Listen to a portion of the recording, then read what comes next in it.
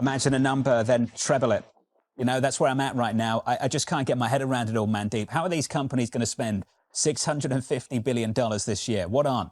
Hello everyone, कैसे हैं आप सब और क्या हाल समाचार हैं आपके। देखिए, दुनिया में एक साइलेंट वॉर चल रहा है। ना ये ऑयल के लिए है, ना गोल्ड के लिए। ये वॉर है एआई इंफ्रास्ट्रक्चर के लिए। और सिर्फ एक साल के लिए अमेज़न, माइक्रोसॉफ्ट, गूगल और मेटा मिलकर $650 बिलियन खर्च करने वाले हैं। इसका मतलब पता है क्या हुआ? 58 लाख करोड़। और ये अमाउंट इतना बिग है कि ये इंडिया की टॉप कंपनी की कंबाइंड वैल्यू के बराबर है। पर सबसे इंपॉर्टेंट सवाल, इस एआई बूम से इंडिया में कौन से शेयर बेनिफिट कर सकते हैं? तो आज हम बिगिनर लेवल पे समझेंगे स्टेप बाय स्टेप, लेकिन कोई बाय सेल रिकमेंडेशन नहीं है। हाथ जोड़ कर रिक्वेस्ट है, क्योंकि जब भी वीडियो बनती है बस आपको लगता है बाय सेल दे दिया गया। तो प्लीज बाय सेल ना समझे, सीखने की कोशिश करें तो आप कमा पाएंगे। लेकिन पहली बार आए हो तो चैनल को सब्सक्राइब करके बेल आइकॉन हिट कर ले। लेकिन YouTube मेंबरशिप जरूर ज्वाइन कर लेना, क्योंकि मैं कैसे ट्रेड और इन्वेस्ट करता हूँ, चाहे बुलियन हो, चाहे क्रिप्टो हो, चाहे स्टॉक मार्केट, जो स्मार्ट मनी की सोच है, सब कुछ देता हूँ बहुत ही कम फी में। तो देखिए, एआई रेस का असली मतलब क्या है? सिर्फ चैट जीपीटी या जेमिनी नहीं है।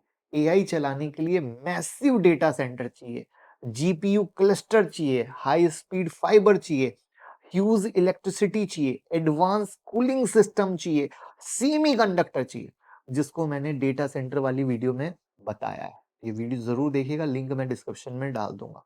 एग्जाम्पल के लिए ओल्ड डेटा सेंटर, वहां पर सिर्फ नॉर्मल सर्वर चल सकते हैं। एआई डेटा सेंटर, जीपीयू का रैक और एक एआई रैक को चाहिए 36x मोर फाइबर, यानी 36 गुना ज्यादा fibre, much higher electricity, liquid cooling. इसका मतलब क्या हुआ? AI equal to infra boom. इसलिए कंपनी खर्च कर रही है, पता है? अमेज़न कितना? $200 billion, Alphabet $185 billion, Microsoft $120 billion और मेटा 115 से $135 बिलियन। ये नॉर्मल कैपेक्स नहीं है, ये है स्ट्रक्चरल साइकिल, जो 5 से 10 साल तक चल सकता है। क्योंकि कोई इंसान इतना पैसा डाल रहा है तो सिंपल भाषा में उसको बहुत बिग अपॉर्चुनिटी दिख रही होगी, वरना वो कदापि ना लगाएगा। तो अब इंडिया के लिए अपॉर्चुनिटी कहाँ है? अब इंडिया का सीन समझे। डेटा सेंटर ग्रोथ जो की कहानी पर अगर हम बात करें तो इंडिया ग्लोबल कैपेसिटी का सिर्फ 3%, बट फास्टेस्ट ग्रोइंग मार्केट है। 2026 तक 1.7 गीगावाट, 2030 तक टारगेट है 4.5 प्लस गीगावाट। इन्वेस्टमेंट कितना? 20 से $25 बिलियन का। रीजन, क्लाउड एडॉप्शन बढ़ रहा है, एआई एडॉप्शन स्टार्ट हो गया है, डिजिटल इंडिया का ग्रोथ है, सरकार का सपोर्ट है, सेमीकंडक्टर मिशन है। इंडिया ने लॉन्च किया है $10 billion Semicon India programme benefit. 50% सरकार सपोर्ट करेगी। ये जो गुजरात सेमीकंडक्टर हब बनकर तैयार हुआ है, Micron ATMP plant, Tata electronics fab, India currently 100% chip import करता है, राइट? करता है ना? तो 2030 तक डिमांड $100 बिलियन और यहाँ से ह्यूज इंपोर्ट सब्स्टिट्यूशन का अपॉर्चुनिटी। और अगर ये सच हो गया ना दोस्तों, तो हमारे देश की तकदीर बदल जाएगी, और जो कंपनियां इससे रिलेटेड है ना, उनकी भी तकदीर बदल जाएगी, और जो इन्वेस्टर हैं उनकी भी तकदीर बदल जाएगी। अब इसके वैल्यू चेन को समझिए। इंफ्रास्ट्रक्चर का एक पूरा इकोसिस्टम होगा कि एआई डेटा सेंटर बनाने के लिए क्या क्या चाहिए। तो पहला चाहिए पावर, राइट? तो एआई डेटा सेंटर मतलब इलेक्ट्रिसिटी का मोनेस्टर, राक्षस ऐसे। तो beneficiary, transformer, switch gear, power equipment. फिर आता है फाइबर कनेक्टिविटी का, जहां हाई स्पीड इंटरनेट बैकबोन है।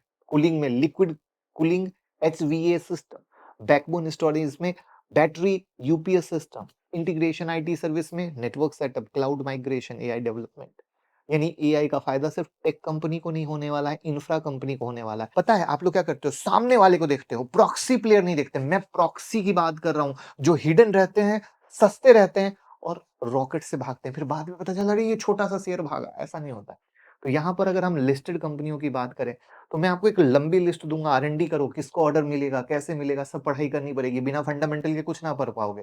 तो फंडामेंटल एनालिसिस सीख सकते हो। मुकुल अग्रवाल नाम से एंड्रॉइड और आईओएस पर ऐप है, डाउनलोड कर लीजिए, लिंक भी डिस्क्रिप्शन में, जहां मैं फंडामेंटल एनालिसिस सिखाता हूँ कि कंपनी को सीखो, किसको कहां से ऑर्डर बुक आ रहा है, कैसे आ रहा है, ऑर्डर बुक आया भी कि नहीं आया, फालतू बेवकूफ बनाने के लिए मीडिया में हाइप तो नहीं क्रिएट कर दिया, राइट? तो अब यहाँ पर डेटा सेंटर और इंटीग्रेशन की बात करें तो एलएनटी, टेक्नो इलेक्ट्रॉनिक, उसके बाद RailTel, Tata Comm, Bharti Airtel, Black Box, Netweb technology, optical fibre and cable, HFCL, light technology, Tejas network. एक लंबी लिस्ट। अब लंबी लिस्ट क्यों दी?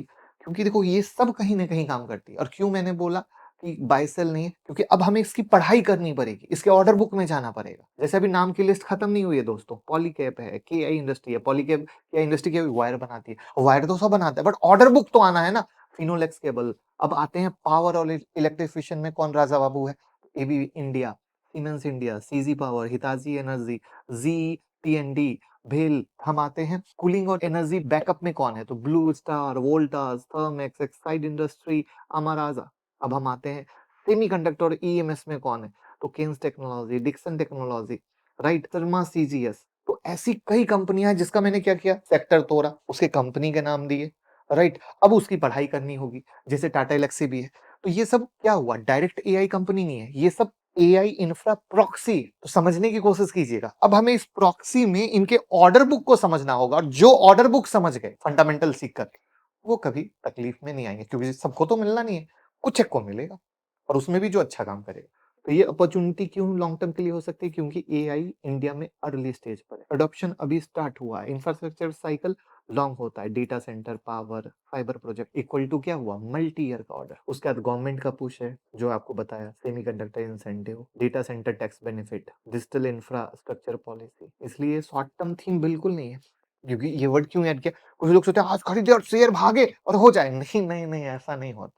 अप एंड डाउन का साइकिल चलता है, तब जर्नी होती है। तो दोस्तों, एआई बूम का मतलब सिर्फ एनवीडिया या यूएस टेक स्टॉक नहीं है, इंडिया में भी अपॉर्चुनिटी है, power company, cable manufacturer, cooling company, EMS player, data centre integration. लेकिन याद रखिए, ये थीमेटिक अपॉर्चुनिटी है, हर स्टॉक विनर नहीं बनेगा। इन्वेस्ट करने से पहले ऑर्डर बुक देखना पड़ेगा, डेट लेवल चेक करना पड़ेगा, वैल्यूएशन को समझना पड़ेगा, क्योंकि एआई थीम पावरफुल है, पर ओवर वैल्यूएशन भी उतना ही रिस्की होता है, जहां पर लोग फंसते हैं। और ये जो so called media hype create की जाती है, वो तो आप ही को फंसाने के लिए की जाती है। वीडियो सच्ची और अच्छी लगी हो तो लोगों के साथ शेयर कीजिए। डीमेट अकाउंट, क्रिप्टो में अकाउंट और म्यूचुअल फंड में इन्वेस्ट, कुछ भी आप हमारे साथ कर सकते हैं। लिंक डिस्क्रिप्शन में है। हमें भी अच्छा लगेगा कि आप हमें सपोर्ट कर रहे हैं, और साथ में मोबाइल ऐप का लिंक भी डिस्क्रिप्शन में आप डाउनलोड कर लीजिए, जिससे कि आप आईपीओ की न्यूज, स्टॉक मार्केट की न्यूज, फ्री लर्निंग वीडियो, सब कुछ आपको वहां मिले। Thank you.